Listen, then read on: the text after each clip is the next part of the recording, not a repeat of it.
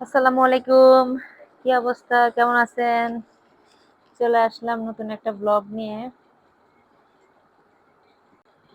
আজকে আসলে রান্না-বান্না নেই তো, এইজন্য ঝামেলা কম। গতকালকে যা রান্না করছি সেগুলাই আজকে খাওয়া-দাওয়া করব আমরা, সেটা দিয়েই।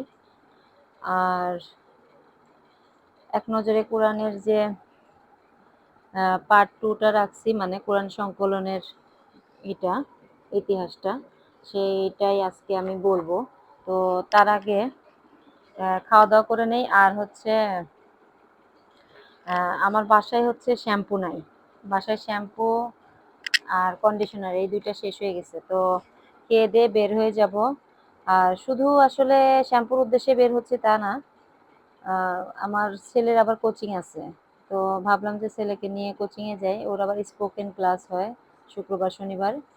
তো সেটাও মানে রদ দেখা হলো, কলা বেচা হলো। এক কথায় আছে না? আ আমি ওই এক কাজে ২ কাজ করতে যাচ্ছি। তো ভাবলাম যে আগে একটু মার্কেটে যাই, মার্কেটে তো ছেলে ভিডিও করছে। আমি বলছি যে একটু ভিডিও করো ওমা। এমন ভিডিও করছে তার শুধু খেলনার দিকে নেশা। মানে যত খেলনা আছে শুধু সেই খেলনার দিকে নেশা। আর আমাকে একটু পরপর বলে আম্মু এটা সুন্দর, এটা সুন্দর। তার ১১ বছর হয়ে গেছে, তার খেলার নেশা এখনো যায় না। মানে ছোট, ছোট পুতুল দিয়ে, ছোট, ছোট খেলনা দিয়েও খেলতে। আবার এই যে দেখেন সে কি স্লাইম গুলা, মানে কি, কি দিয়ে যে সে খেলতে চায়। এই যে তার অবস্থা। তো এখান থেকে আসলে ঘুরে টুরে আবার মানে টুইন টাওয়ারে আসছি অবশ্য আমি।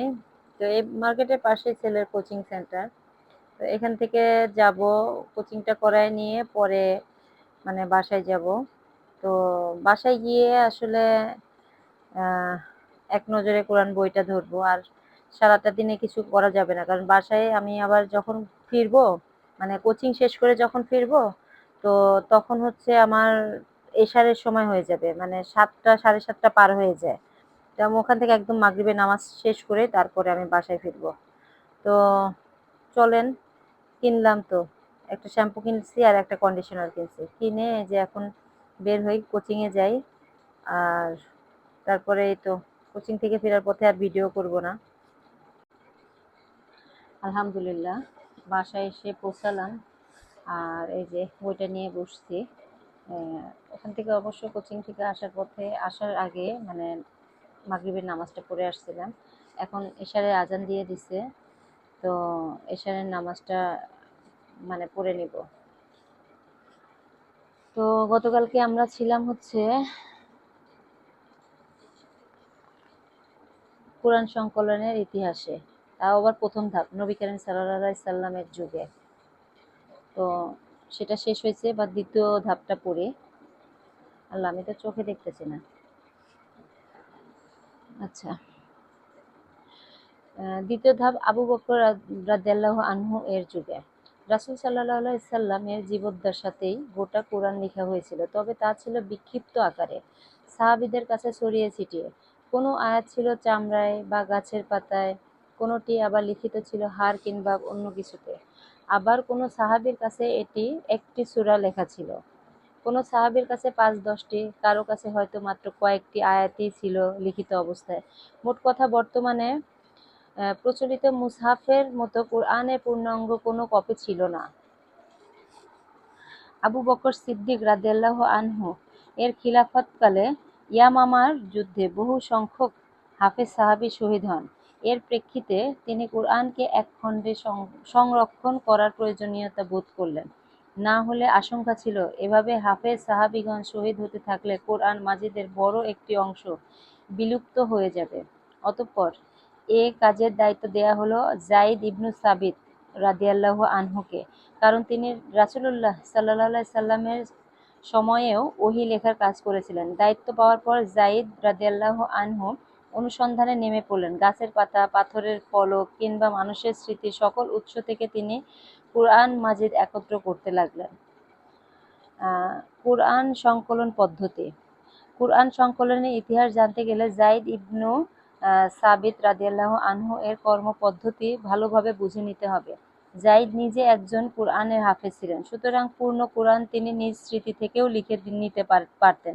তিনি ছাড়াও তখন আরও বহু হাফেজ উপস্থিত ছিলেন। একটি পরিষদ বানিয়ে তাদের মাধ্যমে কুরআন সংকলনের কাজ করা যেত। তাছাড়া নবী করিম সাল্লাল্লাহু আলাইহি সাল্লামের যুগে কুরআনের যে কপি তৈরি করা হয়েছিল, যায়েদ রাদিয়াল্লাহু আনহু তা থেকেও কুরআনের অনুলিপি তৈরি করতে পারতেন, কিন্তু অধিক সতর্কতা বজায় রাখতে তিনি বিশেষ একটি পদ্ধতি গ্রহণ করেননি,